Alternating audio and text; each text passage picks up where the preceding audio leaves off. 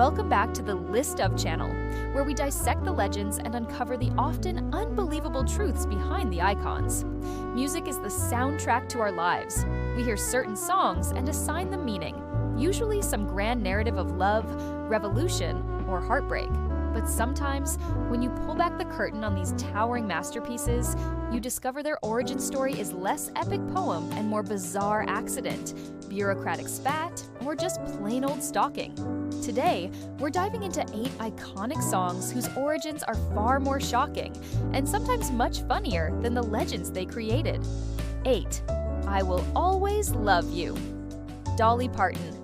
For millions, this song is the ultimate declaration of unending romantic devotion, forever cemented by Whitney Houston's powerhouse performance. In reality, it was Dolly Parton's extremely polite resignation letter. Dolly wrote the song in 1973 to specifically terminate her professional partnership with her longtime mentor, Porter Wagoner. Dolly was a massive star ready to go solo, but Porter wanted her to stay. She needed a way out that was both firm and loving. The shocking part isn't scandal, it's the fact that one of music's most profound declarations of painful separation wasn't about a boyfriend moving away. It was a businesswoman telling her business partner, "I love you, you've been great, but I'm leaving this job now." It was Dolly's ultimate severance package. 7. Every Breath You Take. The Police. If you are one of the millions who played this song at your wedding, we have some bad news. You were saying "I do" to Surveillance. Sting wrote Every Breath You Take while going through a difficult divorce. Though it sounds like a sweeping romantic ballad, the kind of song that promises devotion, Sting stated immediately after its release that it was a deeply sinister, frightening track about obsession and control. It is literally about stalking. Sting later expressed total confusion that people interpreted the song as romantic, saying, "It sounds like a comforting love song. I didn't realize how sinister that is. I think I was thinking of Big Brother, surveillance, and control." The ultimate irony is that this dark, paranoid masterpiece is now the #1 soundtrack for marital bliss. 6. Hey Jude. The Beatles. The song starts with a simple, comforting phrase, "Hey Jules." This is another famous piece of music that is widely assumed to be a general message of cheer or philosophical encouragement. But its origins are rooted in a very messy family drama. Paul McCartney drove out to see Cynthia Lennon and her young son, Julian, as Cynthia was reeling from John Lennon's sudden departure for Yoko Ono. Paul felt desperately sorry for 5-year-old Julian, who was losing his father. On the drive, Paul started creating a little ditty to cheer the boy up. Lumbing, he sang, "Hey Jules, don't make it bad, take a sad song and make it better." Julian Lennon later stated that hearing the song always reminds him of the difficult time when his parents were divorcing. It is quite literally a lullaby written for a child caught in the crossfire of the decade's most famous rock and roll dissolution. 5. Imagine. John Lennon. Imagine is perhaps the most famous utopian anthem ever written, an aspirational classic about a world with no borders, no possessions, and no religion. The shocking part isn't what Lennon wrote, but how he wrote it. For decades, Lennon took sole credit, defining the song as his singular vision. However, the conceptual bedrock of the song came directly from Yoko Ono's early conceptual art piece, Grapefruit, specifically her poetry that urged the reader to imagine a cloud dripping. Lennon later admitted that Ono should have been credited as a co-writer, noting that he held back due to chauvinism and the pressures of the music industry. The song that champions global unity and borderless thinking was, ironically, the subject of a decades-long intellectual property dispute, only being officially granted co-writing credit to Yoko Ono decades after Lennon's death. 4. Like a Rolling Stone. Bob Dylan. This song didn't just change Dylan's career, it changed music forever, defining the sound of rock, folk, and pop for the next generation. It's an acidic, 6-minute sneer directed at someone who has fallen from grace. But the origin of the song is rooted in Dylan's profound existential crisis.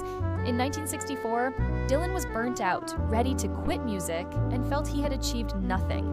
He didn't want to tour or write. He ended up writing what he called 10 pages of vomit, a massive, sprawling piece of sustained rage. He realized that if he hadn't written that huge, ugly stream of consciousness, he wouldn't have been able to continue his career. Dylan forced himself to distill that rage into the song we know now. The truth is, Like a Rolling Stone wasn't just a masterpiece, it was Dylan's therapy session, a violent exorcism that saved his vocation. 3. Hotel California, Eagles. The theories surrounding this masterpiece are legend. Is it about Satanism? Is it about a literal haunted asylum? Is it about drug addiction? The truth is much less mystical and far more grounded in 1970s Los Angeles excess.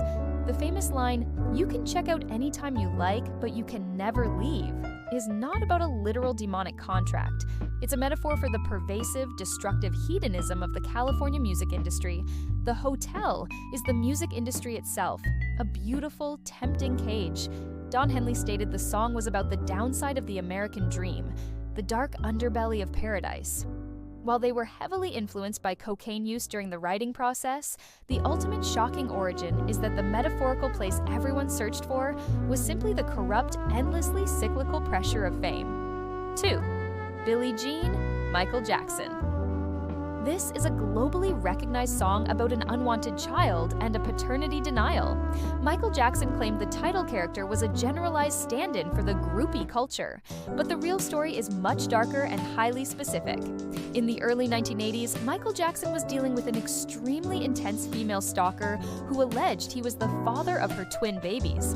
This woman sent Jackson increasingly erratic letters, culminating in a package that contained her photo, a gun, and a chilling instruction to die at a specific time so that they could be together in the afterlife.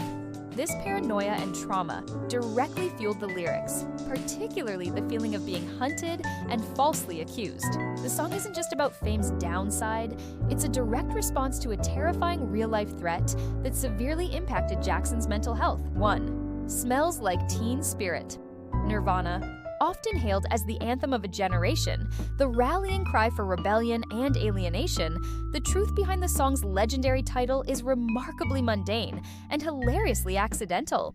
Kurt Cobain was dating musician Toby Vale. After a night out, Bikini Kill lead singer Kathleen Hanna was visiting his apartment and spray-painted a piece of graffiti on his wall. The message read, "Kurt smells like teen spirit." Kurt thought this was a brilliant, revolutionary slogan, a deeply philosophical phrase about anarchist youth. He wrote an entire song around it. It was only later that he found out the truth. Teen Spirit was the name of a popular, heavily scented deodorant brand that Toby Vale wore. Kathleen Hanna was essentially saying, "Kurt smells like his girlfriend's body spray." The generation-defining slogan that launched grunge and killed hair metal was just a note pointing out that a rock star needed to buy his own deodorant. That's all the time we have for this deep dive. Let us know in the comments which song origin shocked you the most.